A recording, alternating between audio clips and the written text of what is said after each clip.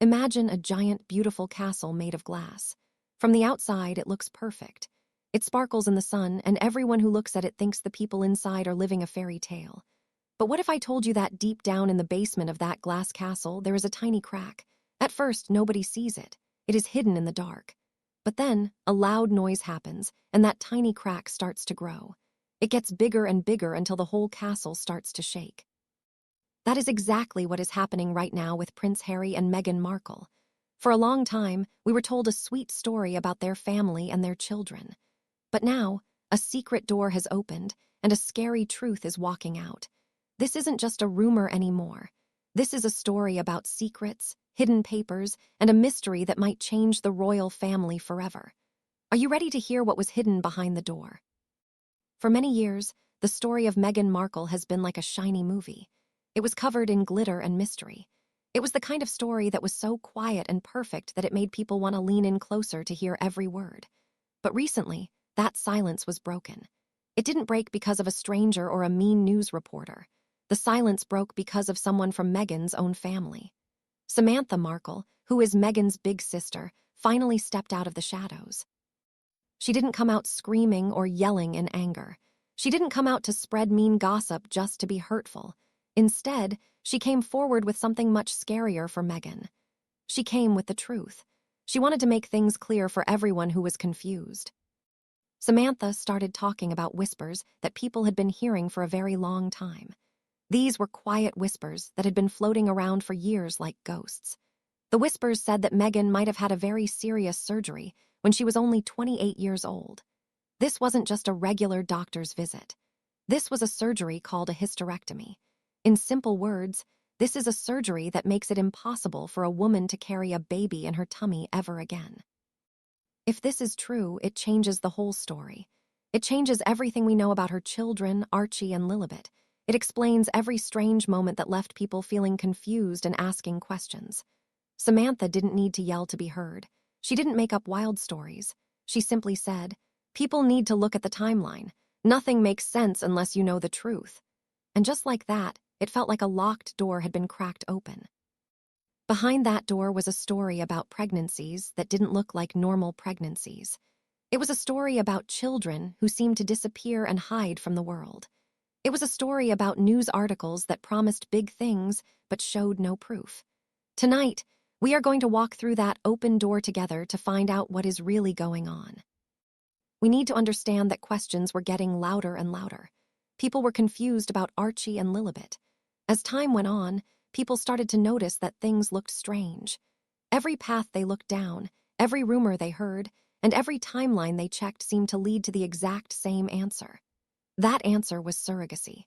Surrogacy is when another woman carries a baby in her tummy for a mom who cannot do it herself. Now, in most families, using a surrogate is not a bad secret or a scary scandal. It is actually a very beautiful solution. It helps parents who can't carry a child have a family of their own. Regular people celebrate it. They talk about it happily. They thank the woman who helped bring their baby into the world. But we have to remember that Meghan was not just a regular woman living a regular life. Her world was the royal family, and that world is very different. Inside the royal family, family lines and bloodlines are treated like chests filled with gold and treasure. Everything is counted. Everything is tracked. Everything is written down in history books. They care very much about who was born to whom, how they were born, and where they were born. It all matters a lot. It isn't just about old traditions or being fancy. It is about who gets to be the next king or queen. There is a very strict rule. If a royal child is not born from the mother's own body, big questions appear like dark storm clouds in the sky. People ask, are these children allowed to be in line for the throne? Are they allowed to have royal titles like prince or princess? Are they legally considered true royal heirs? For Meghan, her whole image was about being glamorous and in control.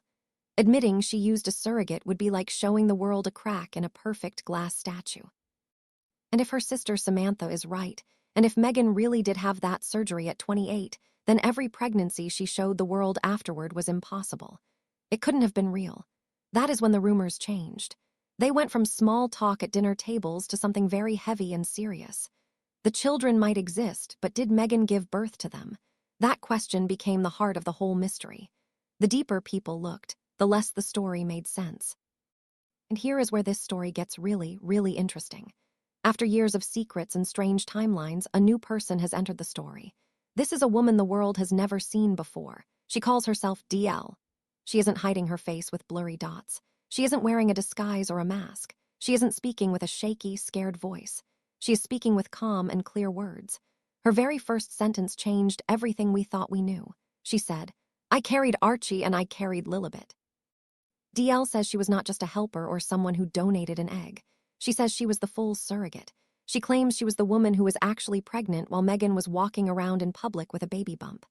DL says those children never belonged to her. She says she was promised that she would be safe and private. But instead, she says she was treated like an object, not a person. "I wasn't treated like a mother," DL says. "I wasn't even treated like a woman. I was treated like a vessel, just a container to hold a baby." And now, she is done being silent. DL didn't just come with a story to tell. She came with proof in her hands. She brought papers from her doctor appointments.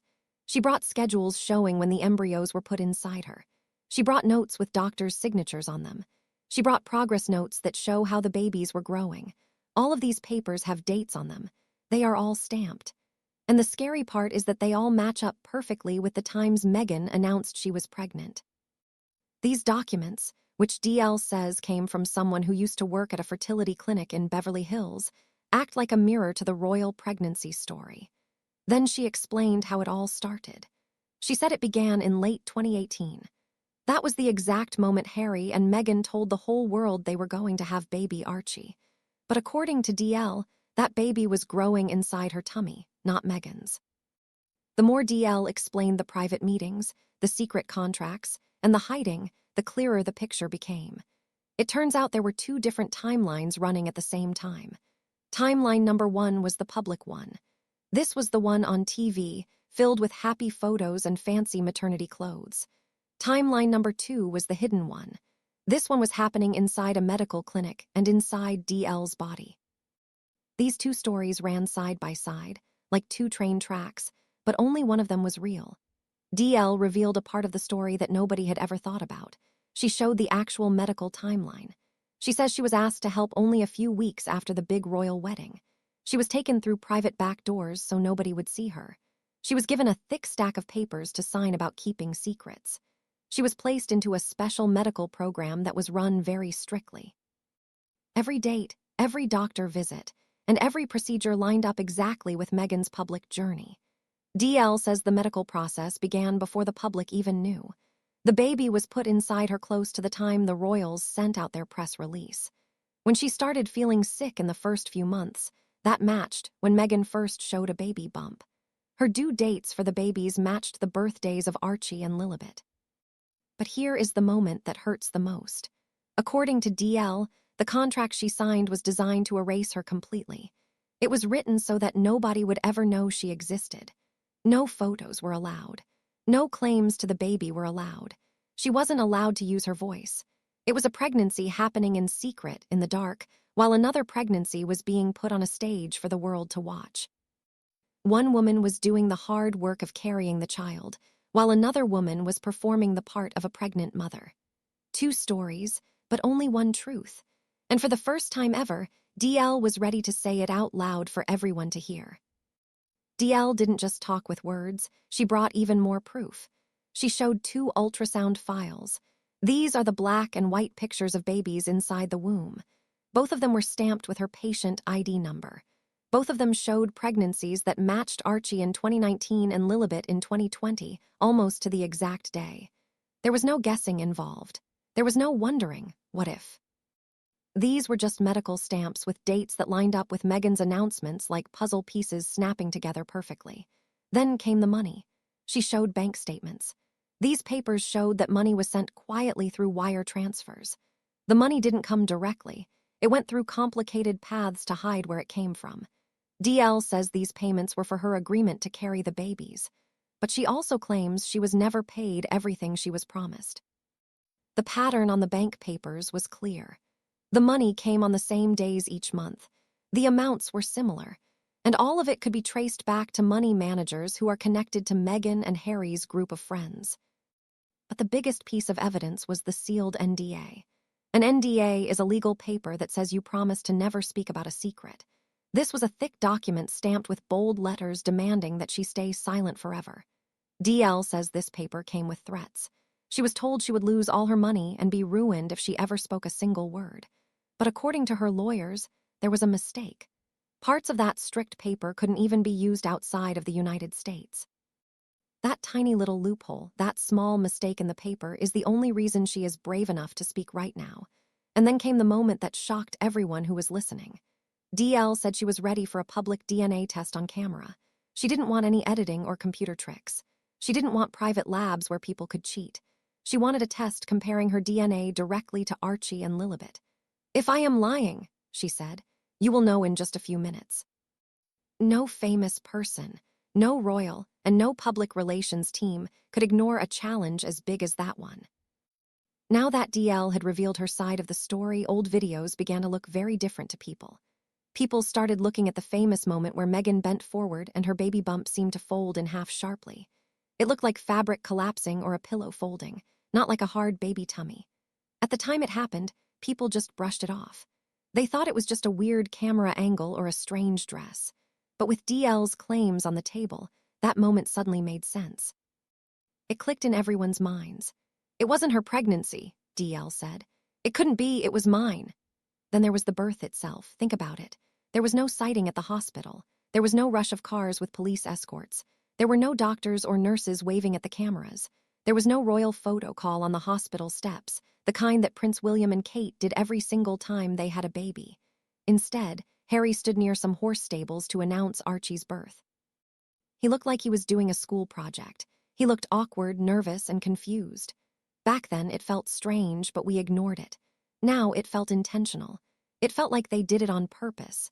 Because a woman can hide a pregnancy with a coat, but she cannot hide labor and giving birth. If Meghan never entered a hospital room, then the silence wasn't about privacy. It was about protection.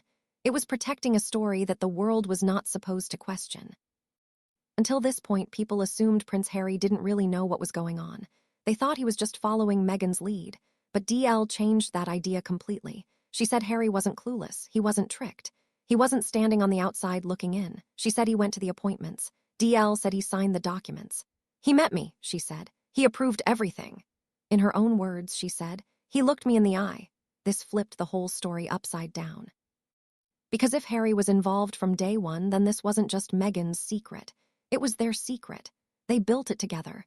And according to people on the inside, Harry is now cracking under the heavy weight of this secret. He is snapping at his staff. He is cutting off his old friends. He is constantly checking the news for leaks. He is living in a state of worry that he cannot escape. People whisper that he never meant for things to go this far. They say the line between protecting his wife and lying to the world disappeared faster than he expected. Now, the prince who wanted privacy is drowning in the consequences of his silence. And this is only the beginning of the trouble. While Meghan and Harry stayed silent, the palace did not. Behind the scenes, the Queen's advisors, lawyers, and experts on the rules of the country were suddenly pulled into quiet meetings. They weren't meeting because of silly gossip. They were meeting because of DL's evidence. The royal rules about who becomes king or queen are simple and strict. An heir must be born of the mother's body. If a surrogate is used, the parents must tell the truth officially. There can be no secrets and no shortcuts. But Archie and Lilibet were given royal titles. They were given places in the line to be king or queen. If DL is telling the truth, then no official surrogacy was ever declared. That isn't just a scandal for the newspapers. That is a constitutional crisis. It is a huge problem for the laws of the land. A child's status, a royal family line, and hundreds of years of rules could all collapse because of one hidden pregnancy arrangement. Sir Edward Lane, who used to be the press secretary for the late Queen, broke years of silence just to say one important thing. He said, "The danger is not the surrogacy. The danger is the deception." Deception means lying or hiding the truth. And that is exactly what the palace is most afraid of. For the royal family, their image is their survival. Trust is like their money. But DL's claims threaten both their image and their trust. Behind closed doors, palace officials are now asking questions they hoped they would never have to ask. They are asking, were documents changed? Did anyone inside the palace know about the surrogacy? Was the line of succession broken? And how do you fix a royal record once it has been sealed and shown to the public? These questions are not about gossip magazines. They are about legitimacy, which means being real and true. If the public ever believes a royal birth was staged, faked, or hidden, the damage isn't just for a short time. It attacks the very heart of the monarchy. It attacks the idea that bloodlines matter. Even now, advisors fear the worst-case scenario. If DL's claims prove to be true, Archie and Lilibet's royal positions could be challenged. Not because of who they are as children, but because of how they entered the world. The palace isn't panicking in public, but the silence feels heavy. It is the kind of silence that means something is breaking underneath the surface. DL didn't step forward to tell a sad story just to get pity. She stepped forward to expose what she calls the absolute truth. And she is not stopping here. She has more documents ready to show. She has more interviews lined up with reporters. She has more TV networks calling her. She has more lawyers preparing statements. And the biggest weapon in her hand is the one thing Meghan and Harry cannot ignore: her DNA challenge. No amount of PR spin, no statement from the palace, and no distraction can erase a public DNA test. DL says she is prepared to do it live with cameras rolling and independent experts watching. If I am lying, the world will know, she says. But if I am not, they will have to explain everything. Meanwhile, Meghan's team of helpers is frozen. Harry is coming apart at the seams, and the palace is trying to figure out how to box up a story that has already escaped the walls. DL was supposed to be a secret that nobody ever found. Now, she might be the most important voice in the entire Sussex timeline. Every secret eventually cracks open. This one is splitting apart in real time right in front of our eyes. Think about all the pieces: DL's documents, the medical timeline, the ultrasound records, the money trail, the secret NDA contract, the DNA challenge, Harry's involvement, Meghan's silence, the palace's panic, the strict rules of the monarchy. All of these pieces are now crashing into each other, and the outcome is no longer something anyone can control. If this scandal continues, it won't end with a pretty magazine cover or a carefully planned interview on a couch.